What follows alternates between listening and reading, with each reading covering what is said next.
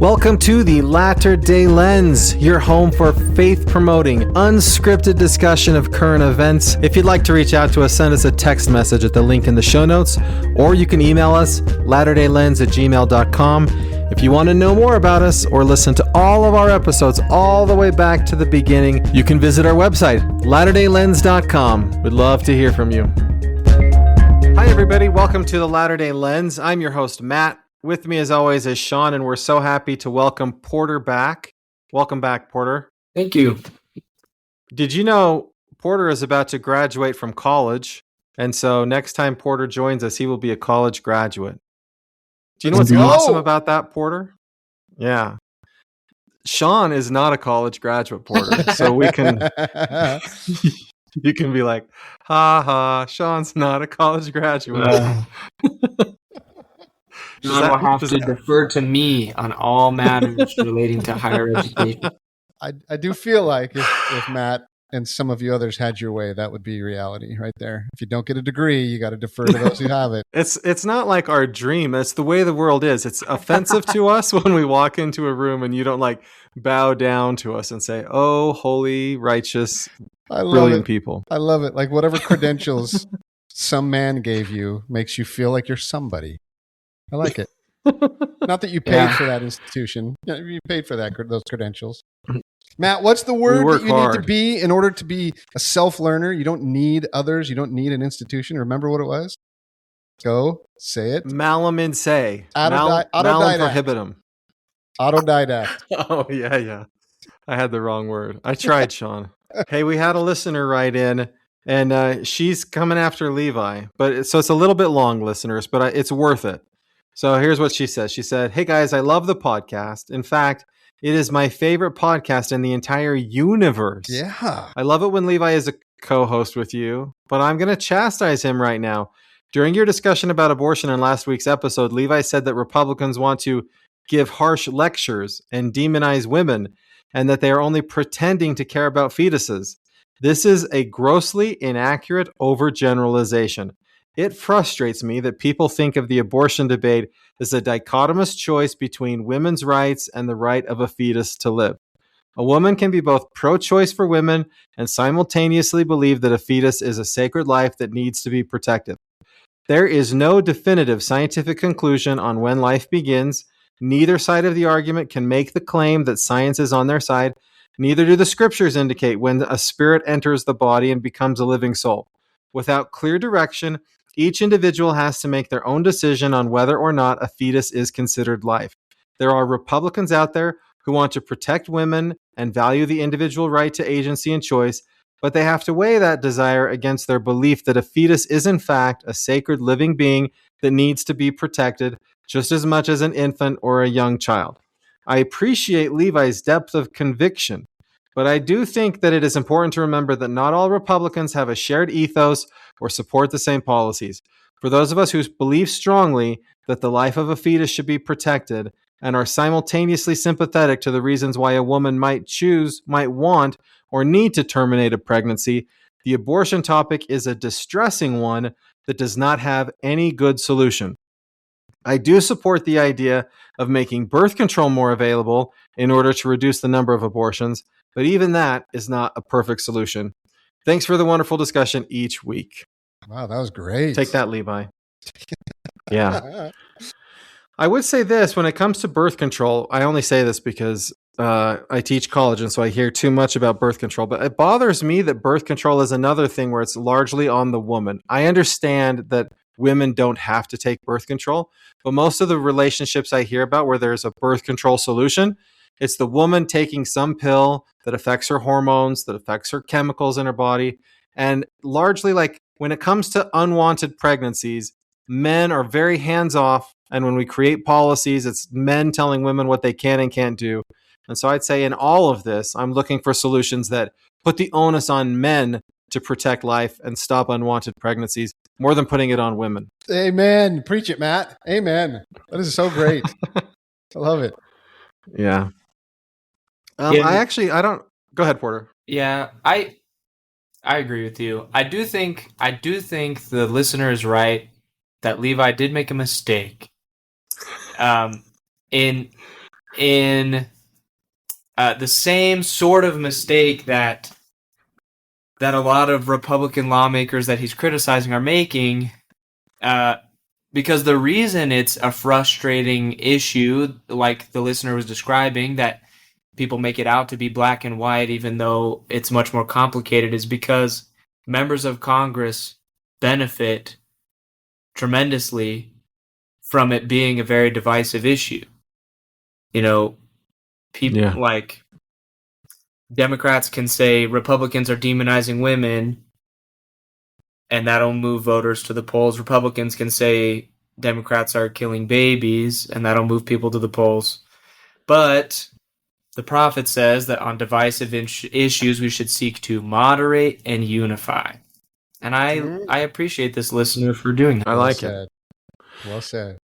I'm sure when Levi comes back on the show, he'll go ahead, Shawn.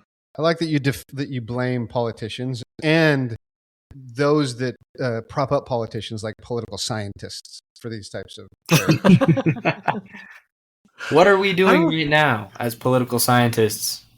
Yeah, I don't think we prop up politicians. We're critical of them. I think we should employ our political science and come up with a new label that people can use besides pro-life or pro-choice that dismantles the false dichotomy. Well, I just say pro-man or pro-woman. How about that? You want me to run for Congress on the pro-man platform? No, pro-women. Pro-women platform. Yeah. Abortion is no longer the question. The question is, what do we do to men who cause unwanted pregnancies? That's the really simple question. I do like that. And then there's lots of things I can think of. You think there should be like penalties, like criminal penalties for men who cause unwanted pregnancies? I mean, there's a lot of ways you could go about it, but my solution is if you're a man and there's an unwanted pregnancy, you give that woman child support for the rest of her life, whether or not she has the baby. And after a while, men are going to stop having unwanted pregnancies. I think the problem of all these unwanted pregnancies might be more of a lack of foresight than a lack of incentives or disincentives. Yeah, that's true. It could be a foresight thing. I mean, there's other things we could do, but I don't necessarily want to go into like. People get mad when I say forced sterilization, right? But it's like after your child support bills get big enough, then like snip, right? You can't have any more kids because you can't afford it anymore. There's ways to...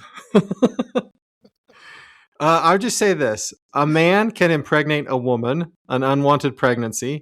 A man can create far more unwanted pregnancies than a woman can, because once a woman has one unwanted pregnancy, that lasts 9 months. Unless she has an abortion, right?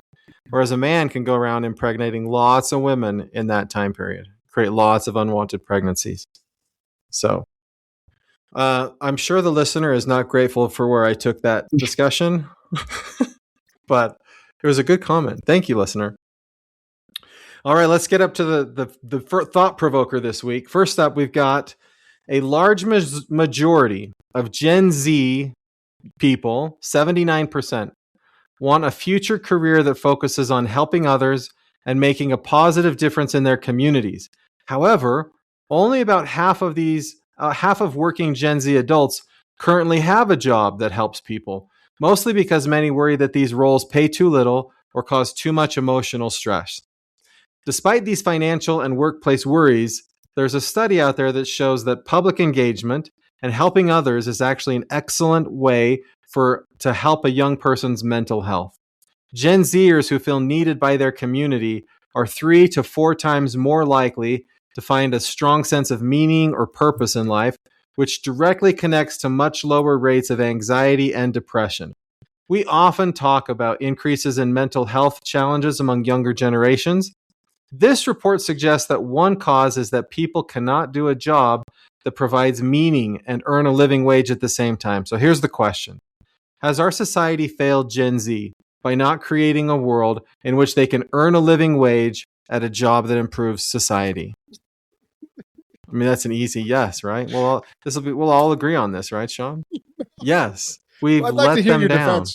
No, I'm not going to agree with you because it's so funny. There's so many ironies in the topic. It's so funny. First of all, who are the 20% of Gen Zs who are going, okay, you can either have a career that helps people and improves your community, or it can maybe go against your community and not help people. And 20% are going, yeah, I want that. Like, who are these guys? I What want are a they job that opting for? destroys my community. Exploits and destroys. Shawn, you need to meet more Gen Zers. There's a lot of them. Have you seen like Instagram, TikTok lately? There's a lot of Gen Zers out there making money destroying their community, and they're quite pleased. I haven't, like, thinking about this topic, I struggle to think of any jobs that are even available to me that would not be beneficial to my community. Now, Porter's got the right attitude, Matt. That's the right attitude. Because, I mean, would you like, Matt, don't you think, go ahead. Put your hand up. Put your hand up like this real quick, Matt. Put your hand up like this. Okay. Now, Matt, make it disappear and become invisible. Do it. Look, that was easy. Now it's an introduction to the invisible hand. Let's talk about the invisible hand. Oh, jeez. Matt, the idea would be this. If there's a career where I have the potential of earning something in exchange for something that I give, then there's someone out there who values it. So even the question of, I want a career that it builds my community or helps people. Capitalism is that. You're not going to make money outside of, shake your head, outside of fraud, which won't, that's going to come to a nasty ending. That's not going to go on for very long. The invisible hand will destroy those jobs, and it does. So I love, Porter, when you say, look, I look at all the jobs that are available to me, and in some sense, I'm assuming your mindset is that does create value for someone. Maybe not in the Professor Miles's mind, because that means I've got to be a public servant or I've got to give away everything I've got. But in your mind, like, Matt, do you remember the day, you don't remember, me and you and Sam Dark, when we were just young kids fresh off the mission, living in Provo, we were driving down the street one day, we were talking about careers, and he looked at this big old billboard and he says, Shawn, doesn't your dad do something like that? And I'm like, yeah. He's like, why don't you do that for a career? I'm like, because it doesn't help anyone, man. And Sam preached to me, Matt. He's like, no, dude. That helps businesses grow. And when businesses grow, they help their employees. They help their families. He's like, Shawn, I'm not kidding, man. That is a noble and altruistic career there.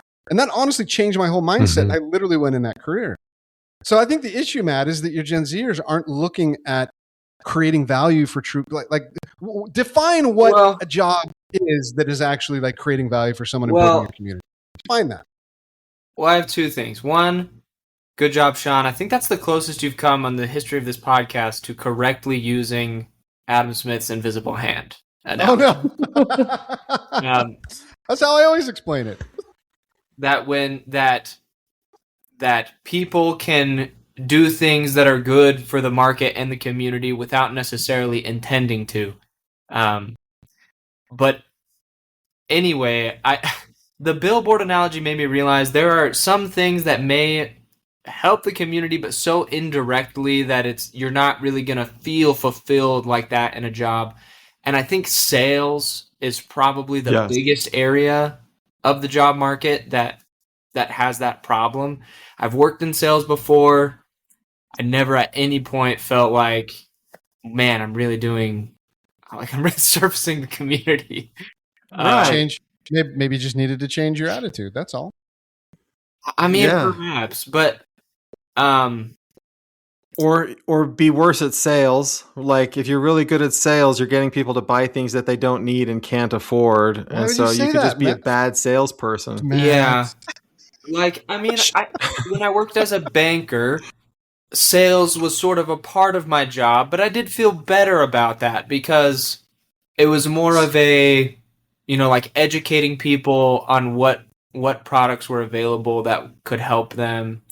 I didn't feel pressure. Like I wasn't earning commissions. I wasn't like feeling pressured to try to sell things to people. So I really did feel like I was helping people in that situation. And then compare that to Matt. You're the great example of this being true. When you started in that industry, you got to the point where you felt like, wait a minute, I'm trying to sell something to make money, and I don't believe in what I'm selling. And the natural consequence of that, Matt, was you failed at it. I left sales. Yeah, you left. You failed at it. And you failed at it because you weren't truly believing in creating value for someone. And the invisible hand is kind of like, okay, if you don't really truly believe in it and you're not going to do it with good intention, the visible hand says you will fail at it. I think the motive has to be there. Don't you think so, Porter? You strayed now from the invisible hand. You don't think the motive has to be there, Porter? This is what I'm going to say, Shawn. I've had 2 jobs in my life where I definitely did not benefit the community. The first was when I sold living scriptures. Well, wait, I sold knives to your mom. That also didn't help. Your mom bought knives just to be nice to me, right? She's like, this poor kid. But selling living scriptures, I would go into like poor people's houses who couldn't afford living scriptures, and I would offer them a bunch of free stuff, and they would sign a contract and that they couldn't afford.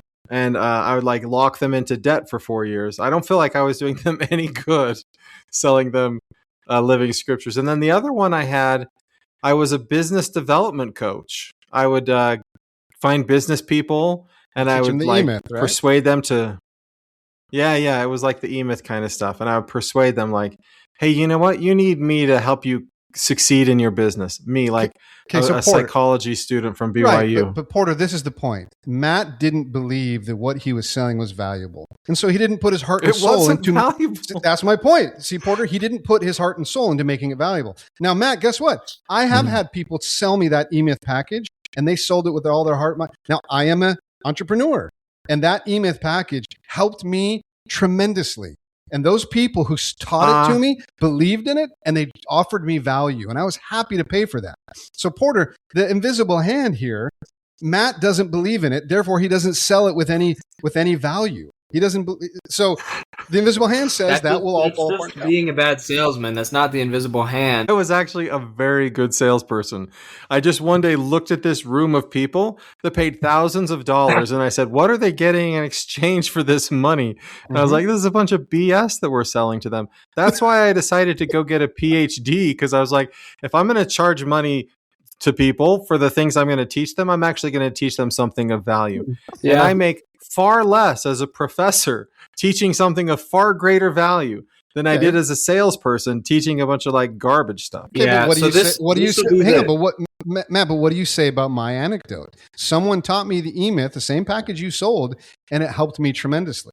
So how do you play that into the Well, I didn't sell the E-Myth package. We actually sold this other thing that this guy named Frank invented with his wife on their own. And I'm telling you, that stuff was a bunch of garbage. There was some neuro-linguistic programming in that. There was some like create a void sort of stuff in there. You're backpedaling because I'm just saying you sold the E-Myth.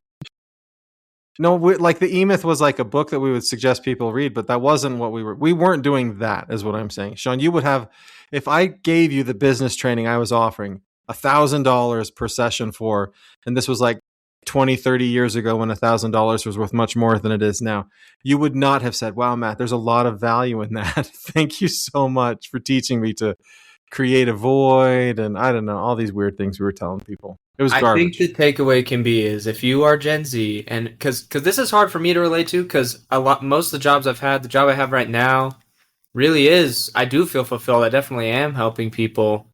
But I think the takeaway is if you are Gen Z and you feel like there are no jobs available to you that are making a difference, take advantage of the United States world-class higher education system and the many subsidies and loans that are available to you to make those opportunities available. There you go. And improve yourself. What do you say to that, Shawn? Yeah, I'll give Porter the points for that. No points, Matt. You're not allowed to give them points. Okay, I can't give you points, Shawn. Like, the invisible hand does not create good things in society. It can create good things in society, but it doesn't always create good things in society. If you don't create value, I see you shaking your head. Yes. If you don't create value for someone, you will not get value in return for very long. You won't. And the invisible hand will smother that non-value creating, non-beneficial, duly beneficial transaction. You have this is the reverse of the invisible hand. The invisible hand analogy in The Wealth of Nations, the example that was given was people will tend to buy domestic products rather than foreign products if they're of similar quality and price, because it's just easier for them. So you don't need to implement tariffs or protectionist policies, because the invisible hand of the market, the fact that these things are more readily available domestically, will cause people to buy domestically.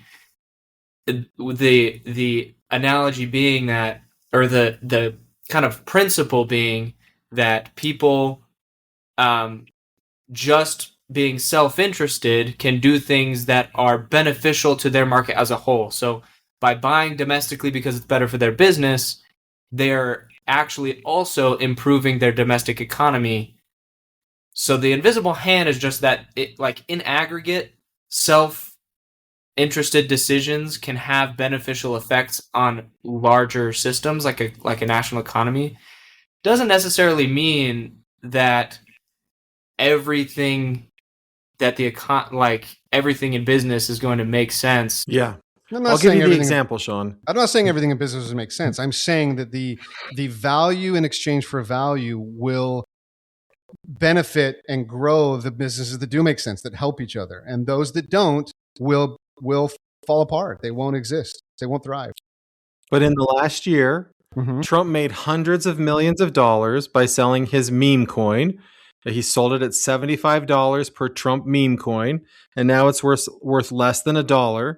So he made hundreds of millions of dollars by selling something of no value, while other people purchased it and it's worth no value. Right, Yeah. and that thing won't. And Thousands that of thing won't, people purchased. That is the invisible hand in action. That thing won't perpetuate. That is not a proven product that gave value to those people. I mean, they'll never buy it Adam again. Smith would be the first to tell you, yeah, people can just cheat. People can cheat. Yeah. That's and true. lie. It won't create. That's what Yeah, I'm I know, saying. It won't create over value, time- Shawn. But over time, that cheating and lying gets exposed because the receiver is not receiving a true value. They were bamboozled. They were tricked. And over time, they will not consume that product. It won't be a lasting product. It won't exist. But it's too late now. Right. So if you have a society where enough people have been bamboozled by Yeah, society learns. greedy capitalists, Society learns. but then there's no jobs left because society has no money to buy the good, valuable things because they've been bamboozled too many times. I have more faith in people that they can't be bamboozled so much that it'll destroy them. You guys in your highly educated little cloud, you think that people are idiots. People aren't good enough to make decisions for themselves, and without your guidance, they will destroy themselves. That's not true. Their self-interest will help them survive. No, I think it's that. I think you underestimate how smart, how good these fraudsters are. The bamboozlers, I like to call them. Bamboozlers are I get that in debt. I get that they are, but you guys definitely underestimate God's children, their ability to use their agency and learn and to grow. The Shawn, scriptures this is say a that different. many will be blinded by the craftiness of men. If you could be blinded by the craftiness of men away from inheriting the celestial kingdom, you can definitely be blinded by the craftiness of men out of a couple bucks. And then does it say those Porter of you gets need to the go? points. Then it says those of you who can save those who will be blinded by the craftiness of men. You guys go get your education and be our saviors. Tell us what to do. Tell us how to live. Tell us what we should buy, shouldn't buy, how we should survive. That's what it says. Okay, Shawn gets some points for that because that feels good to me, but I think he's being sarcastic, and so I kind of just some points. He gets sarcastic. All right. I'll take him. Like, to me, it all sounds the same. It all feels the same. All right, here's the next topic. The fertility rate in the United States has been dropping steadily for nearly 20 years, reaching a record low in 2025. While major events like the 2008 economic recession and the COVID-19 pandemic caused part of this decline, recent research studies suggest that the widespread use of smartphones like the iPhone may explain up to half of the drop, especially among women under 25. Birth rates fell in nearly every single state between 2007 and 2020, with Western states like Arizona and Utah experiencing the sharpest declines of over 30%, while North Dakota had the smallest change. In October of 2025, President Oak said, "The national declines in marriage and childbearing are understandable for historic reasons, but Latter-day Saint values and practices should improve, not follow those trends." So here's the question. Is the steady decline in fertility rates in Utah, Idaho, and Arizona evidence that young people are not following the prophet? Yes is my answer to that. I ask questions in a way to shame people, but yes.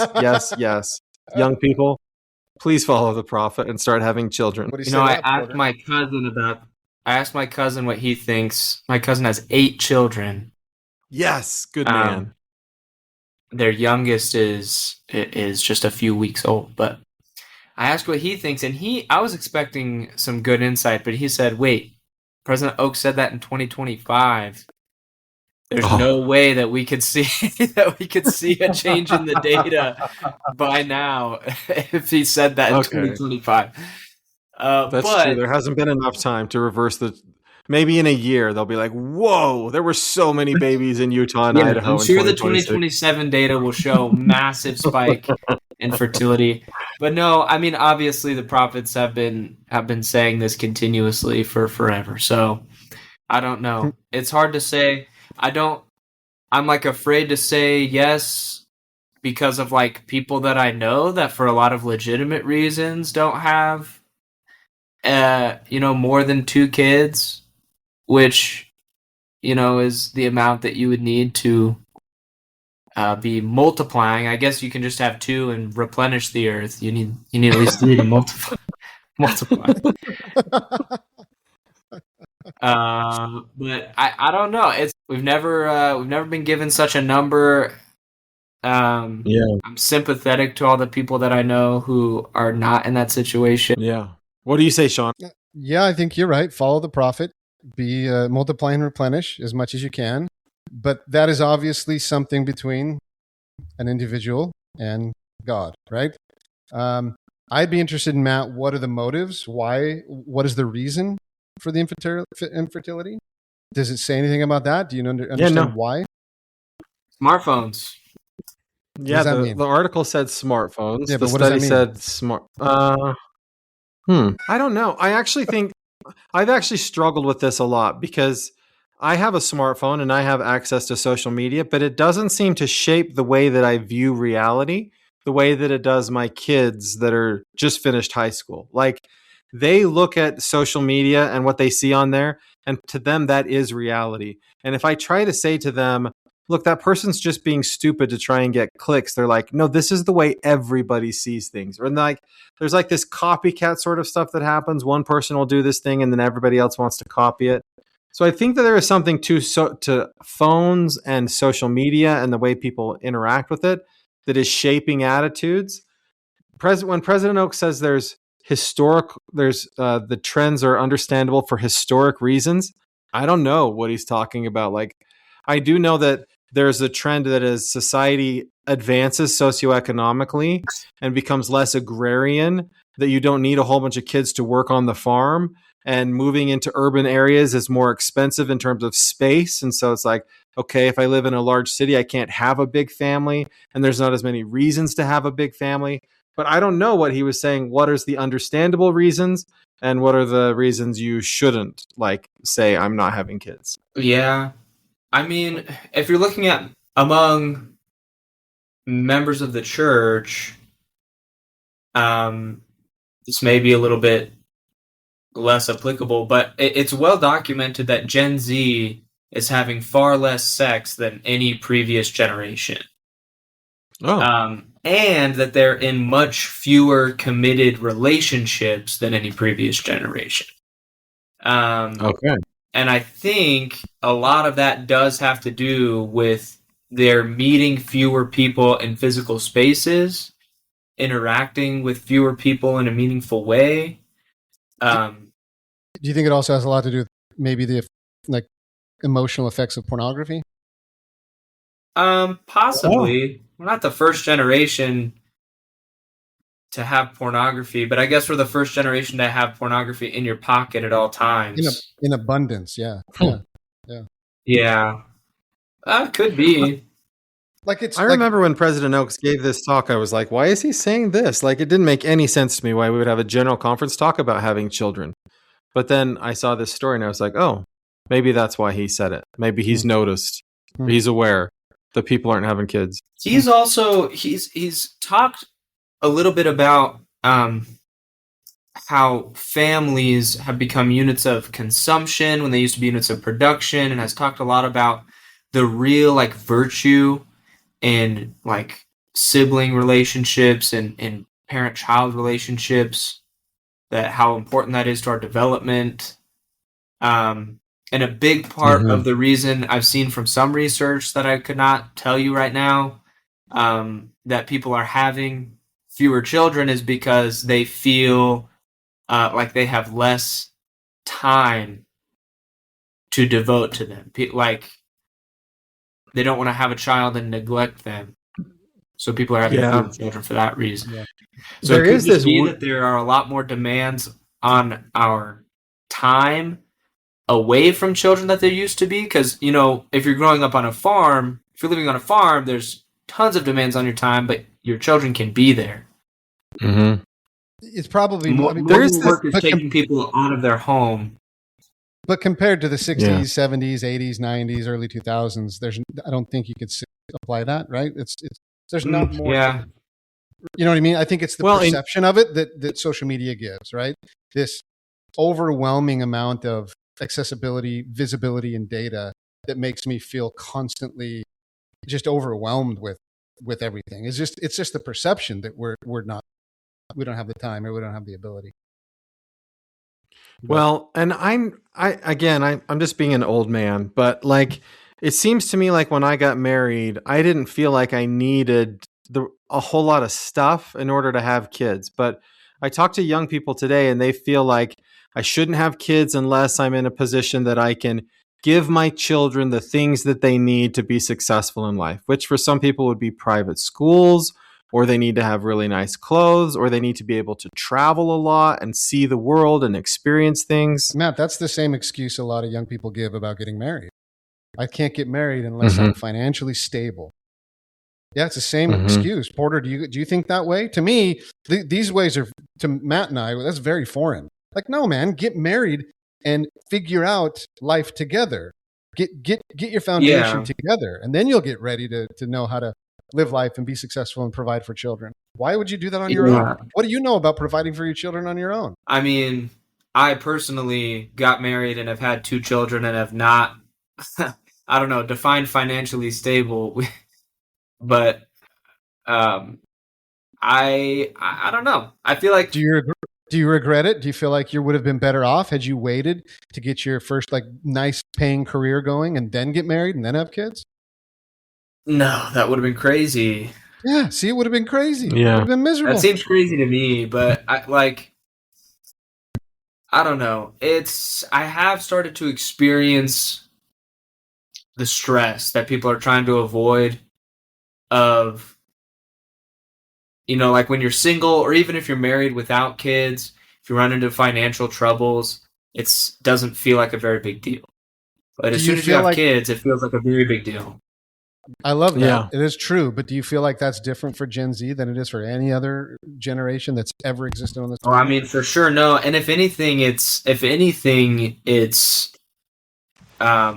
easier now than it has been for a lot of previous generations. It's probably about the same as like our parents' generation, that like there's a lot of safety nets in place. But it is harder to find an affordable house. It is harder to say. Yeah. So I like going back. Thought about trying to purchase a home. Right. Like at the beginning, I was being a little facetious and hard on people. I do want to be sensitive because I do believe that the prophets teach us general principles and then the Holy Ghost guides us in our personal decisions. So even though I think it's fun to joke on the podcast about being like judgmental about people, I do recognize that everybody has their own individual circumstances. And as long as a person is saying, I want to follow the prophet, let me figure out what I'm supposed to do in this specific instance. Like as an example, food storage, right? Like I cannot get some people in my family to stop saying we need to have like a year's supply of food. And I'm like, imagine if we lived in like Manhattan where square footage is like a premium.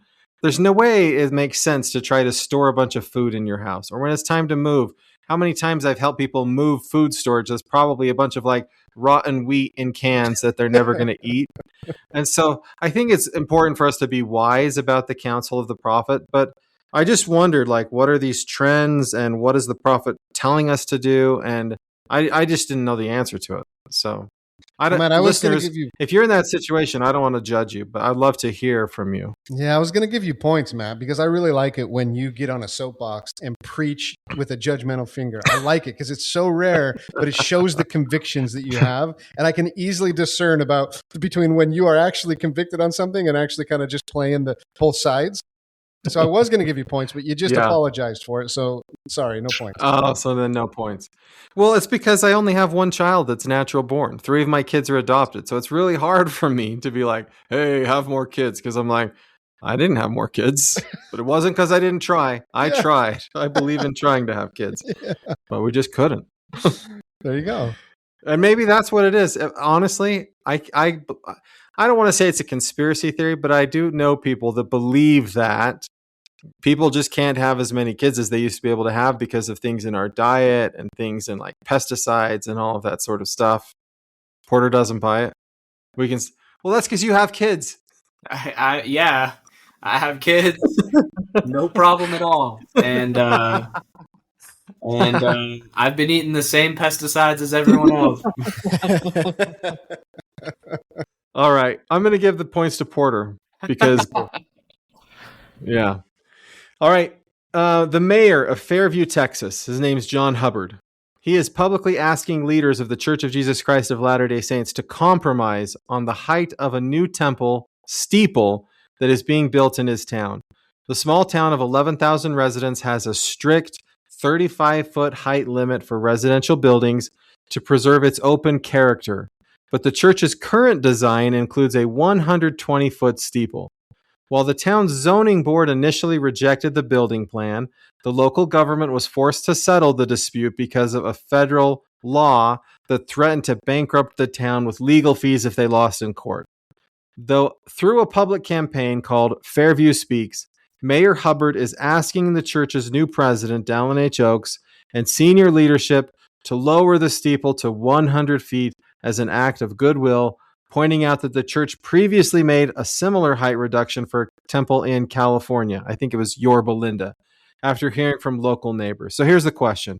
Should the church reduce the height of the new temple as an act of goodwill? Yeah, why not? I mean, my goodness, you guys. It's probably it's probably a pretty major architectural change, right? You can't just shorten a building and without taking out rooms and all that kind of stuff. So it's probably a heavy expense. Well, it's the steeple. They wanted to bring it down to how short? 20 more feet. 120. It's 120 now. They wanted to go to 100 feet. I think you could do that just by reducing the steeple. But you're not an architect, Porter. I mean, I thought you were educated. Why are you speaking for educated architects? You need a degree and a license to be an architect. Do you have those? No, Porter's malum in se, malum prohibitum. He's taught himself. This is you just invisible handed that whole topic, man. It's true that they could make it 100 feet. So I only learned about this because the guy wrote an op-ed in the Salt Lake Tribune, like asking the church to do this. But this is the thing. The church was originally going to make it 160 feet. Then there was a legal fight and there was a compromise to 120 feet. And now the mayor's saying, yeah, sure, we gave in, but we're not done. We would still like it to be what our original position is. And this is why the church shouldn't give in.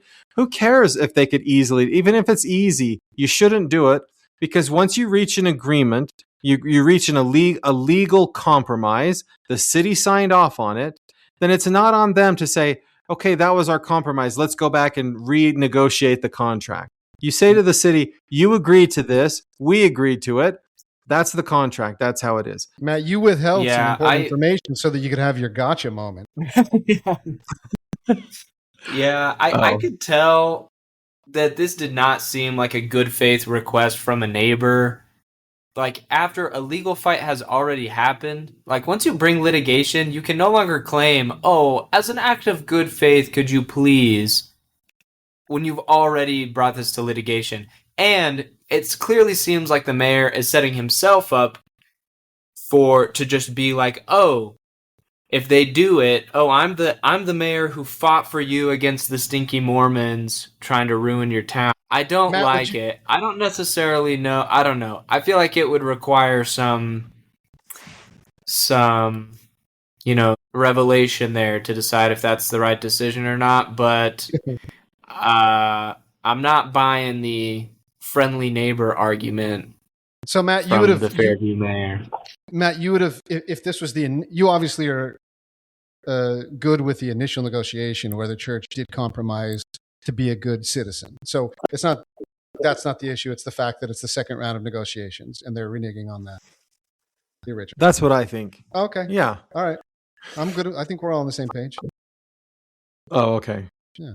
Yeah, I think that as a church, after you've reached a legal agreement, a legal negotiated like compromise, then you don't keep doing it because that sends the wrong message.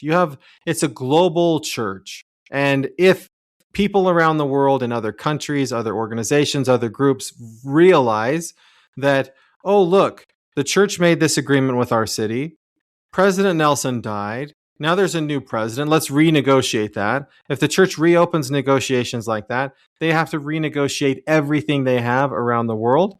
And it doesn't make sense for a global church to, on a regular basis, say, you're right. Let's be nice again. And let's think about this again. It's better for them to just say, no, this was the deal we made and we're going to stick with that deal.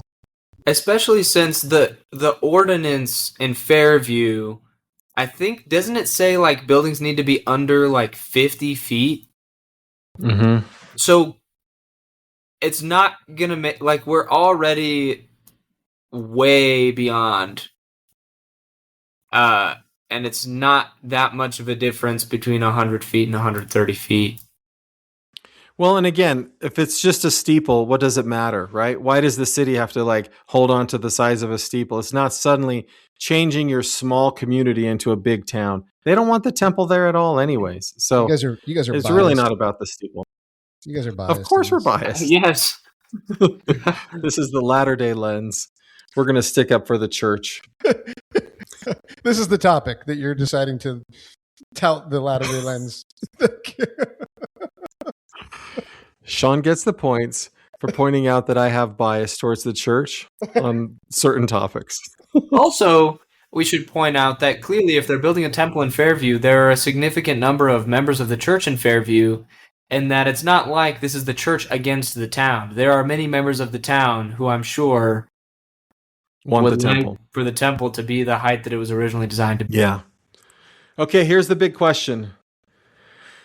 We talked about this a little bit before, but there's a recent study that was done that looks at retention rates within the Church of Jesus Christ of Latter-day Saints across different demographics like gender and age. So just to be really clear about what it shows, 18-year-old men currently have a retention rate of just under 60%, which rises to just slightly above 60% for older men. So if you're a young man or you're an old man, your retention rate is right around 60%. In contrast, there's a big gap among women. 18-year-old women have a much lower retention rate of just under 40%, whereas the oldest women in the study maintain a higher retention rate of 60%. So if young women are leaving the church at a higher rate than young men, old women are about the same as old men at staying in the church. So on the one hand, this is great news because it means we have higher retention rates than every other religion in the United States, except for maybe Muslims are kind of tied with us. They have equal kind of retention rates. On the other hand, it seems to show that young women are leaving the church at higher rates than young men. And so this is the question for us men to discuss. Why is this happening? I want to point out also a clarifying detail from the study that Latter-day Saints have like a similar retention rate if you're just talking about identification to a lot of other sects. Like, we're not that high, and there are a lot of sects that have a higher retention rate than us if you're just talking about identification, but that we have the highest active identification rate, like the highest retention rate of people who remain actively attending than any other church. Yeah, so you're saying like there are a lot of people who say they're Catholics but never go to the Catholic Church. Yeah, I think that it showed like Hindus was the highest retention because there are cultural components there for Hindus and Muslims and Catholics and Orthodox Christians who it's a kind of cradle to grave identification, even if they've never been to a service in their life. But in terms of active retention, we are higher than any other denomination, which I found that very encouraging because I have oftentimes been discouraged that our active retention rate is only 42% until I compare it to the rest of all the churches in America and realize that we're actually doing pretty good. Yeah. It'd be nice if it was better, but Yeah. we're not like, it's not like there's a ton of people leaving our church and they're all going to some church that everybody loves to be a part of. Yeah. Mm-hmm. I think it's just, it's following the trend of general secularization and reduced religious activity, but it's following the trend slower than the general trend.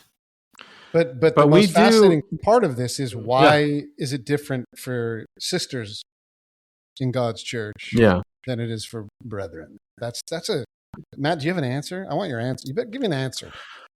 Well, and I just want to point out that that's something that's distinct to our church. That gap is bigger in our church than in any other church. So that's like a very specific Church of Jesus Christ of Latter-day Saints gap. But the exodus rates, even with women that are much lower in our church, are still at par with the other churches, right? Sure. But that gap between 18-year-olds where there's 20% more young women leaving our church than men is the biggest gap of any church in the U.S. So you could take away that, okay, women across all religions have a general attitude about staying or leaving. Maybe in the church, maybe we're focusing much more, and we have focused a little bit more lately on activating young men and keeping young men, getting out of the 18, 19, 20-year-old era. Maybe we're just focusing more on not losing young men, and now it's starting to imbalance, and that's not good. We need to shift to as much energy with the young women as well. Like what I would love to see the date on when this shifted, right? Because how long ago, Matt, was it when the young men's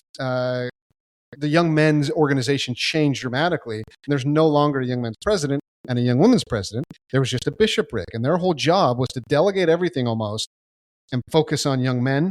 Well, focus on young women too, but focus on young men, right? Wasn't that kind of culturally the takeaway?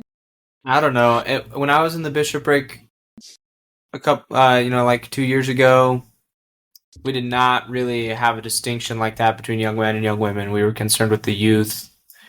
I went to as many young women events as I did young men's events. Yeah, but you were if you were a member of the bishopric, you were specifically in charge of one of the young men's organization, which means the bishopric was focusing your time on those organizations. And then the young women's president was there to kind of represent all of the general young women. You got 3 members of the bishopric focused on the men. You have 1 young women's president focused on all women. I don't know. I was the second counselor in the bishopric. I was assigned to the deacons quorum and to our youngest young women's class. And I would attend them both, pretty much all. You switch off. Yeah, I would say this may not be the same in all units, but in our ward, it was a similar level of responsibility over the young men and the young women. They also had me over primary, though, so I spend a lot of time there. Our younger youth got a little more divided attention, but okay. So if it's not that, which would be a relief, then what is it, Matt? I have 2 things, and I think they're mostly cultural. I don't think that they're actually in the church at all. I think one of them is that when I was younger, men were taught you need to prepare to receive the priesthood and serve a mission. And women were taught you need to prepare to get married and have children. And I think that for young women today, if the message of the church is prepare to get married and have children, as we just talked about before, that message doesn't appeal to a lot of young women. And then I think the second one is the church. And again, I think this is cultural. I don't think that this is actually doctrinal, but the church has this ethos of, I'll just call it sexism, where as a zone leader on a mission, I would be in charge of the sisters on the mission, and I would be in charge of telling them what to do. And we have this culture in the church that says, let's have a ward council, let's discuss things. Women, you're invited, but the final word is always going to be a priesthood holder. It's always going to be a man. It's always going to be a bishop. And I don't think that that's doctrinal. I think that's actually anti the gospel. But I think that those two cultural things make young women say, I don't want to be a part of an organization that doesn't allow me to be my full self. And so the scripture, because I prepared a scripture, Shawn, the scripture says, no power or influence can or ought to be maintained by virtue of the priesthood alone. And I think that there are far too many people in the church that try to maintain authority by the fact that they have the priesthood or they have this calling. And the scriptures are clear. You cannot maintain authority by virtue of that alone. Can I ask a few follow-up questions to you? Yeah. Because I did not expect your answer to be the sexism in the culture of the church. So that's interesting. So your example of a zone leader, like, that's fascinating. You said a zone leader on a mission was in charge of and told others what to do. See, I never, not once even had that thought. The zone leader was there to take a report. That's it. Like, I didn't feel like he was my boss or he was trying to tell me what to do. I was a servant of the Lord, same way that Sister Babkova was a servant of the Lord. And you are called to go out there and preach repentance. Sure, someone needs to get in line to report some numbers. So I agree with you that if that cultural failure exists, that's not good. That's a failure. And it's not the way it's supposed to be. It's totally there.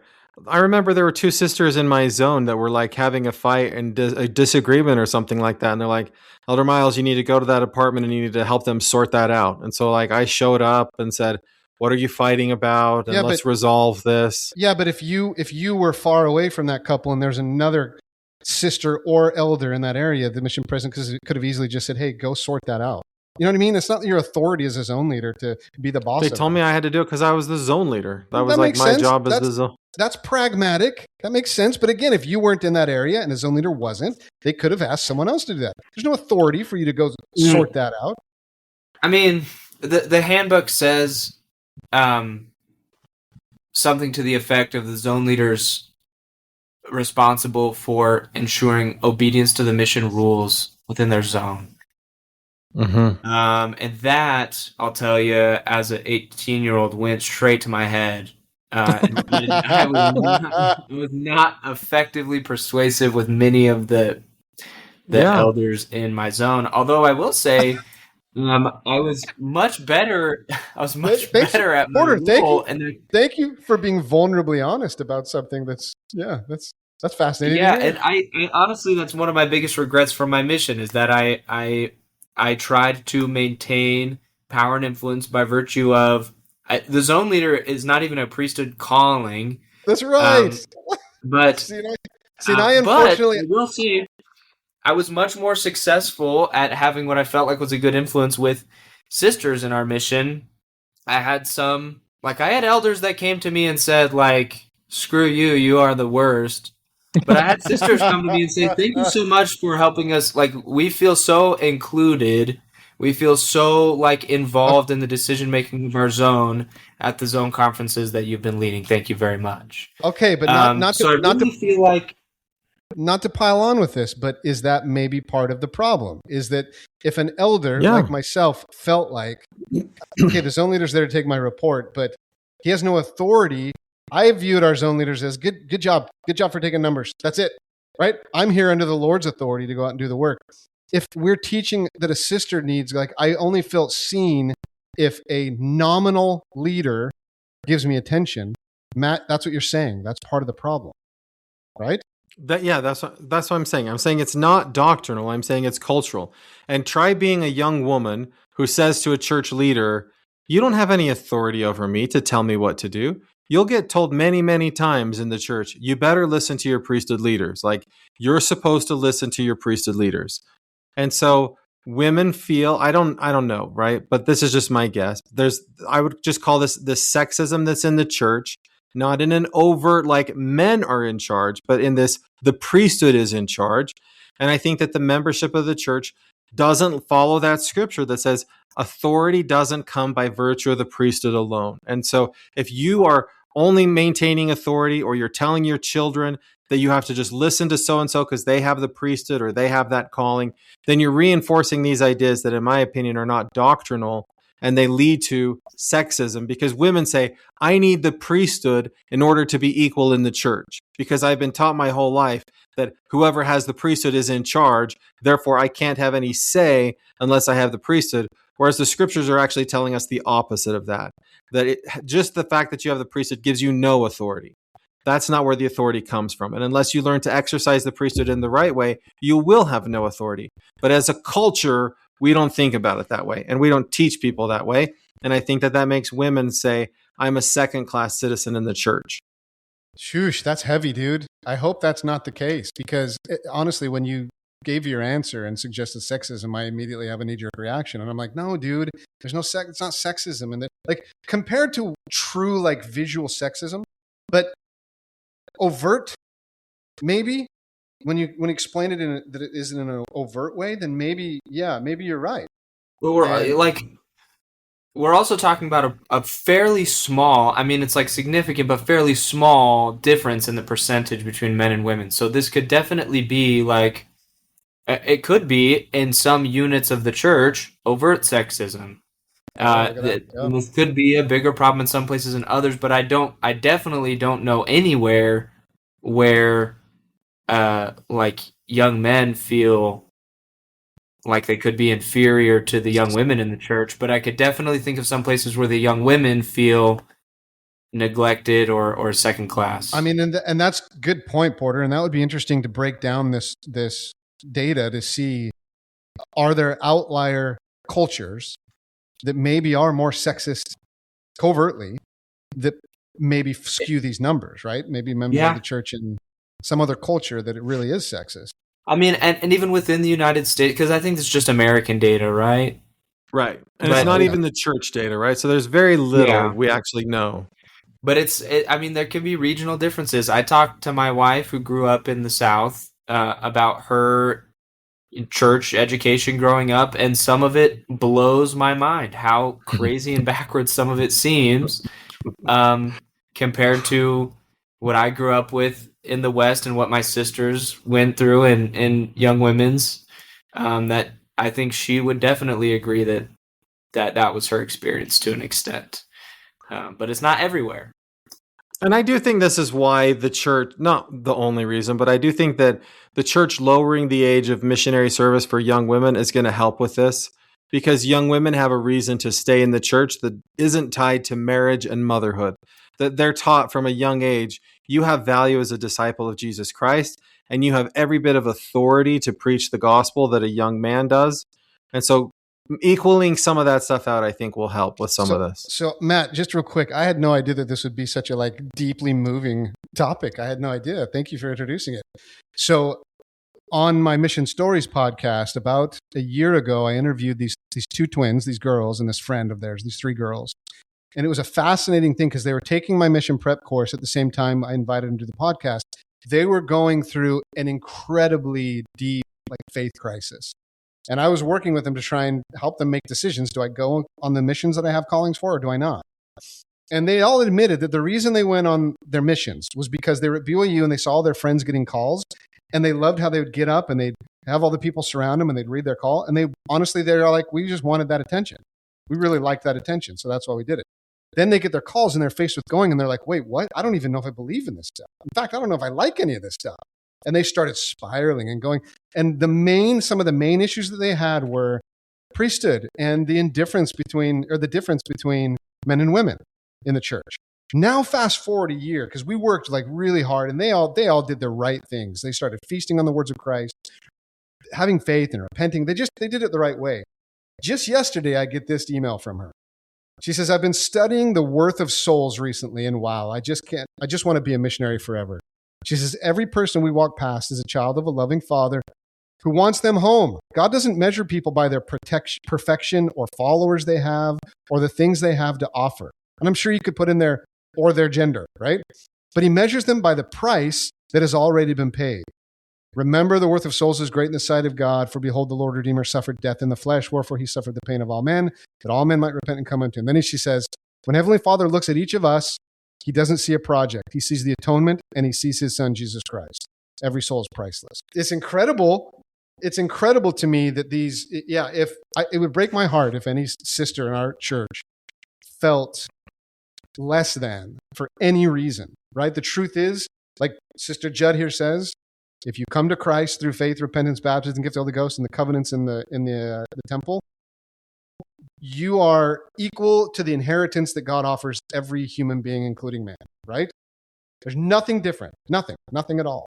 So it breaks my heart. So thanks a lot for making me emotionally feel something deeply, Matt. Points to you. There's no points on the big question. We'll have that be the final word. Hey guys, thanks so much for joining me this week. Listeners, let us know what you think. We'll talk to you again next week. Take care. We hope you enjoyed this podcast episode as much as we did. The best way to continue the discussion is with your friends and your family, so we hope you'll share it with them. Subscribe. Let us know what you think of the podcast by reaching out to us by the links in the show notes. And remember, we love you, listeners. Thank you for making us one of the most listened to podcasts in the entire world. Have a great day.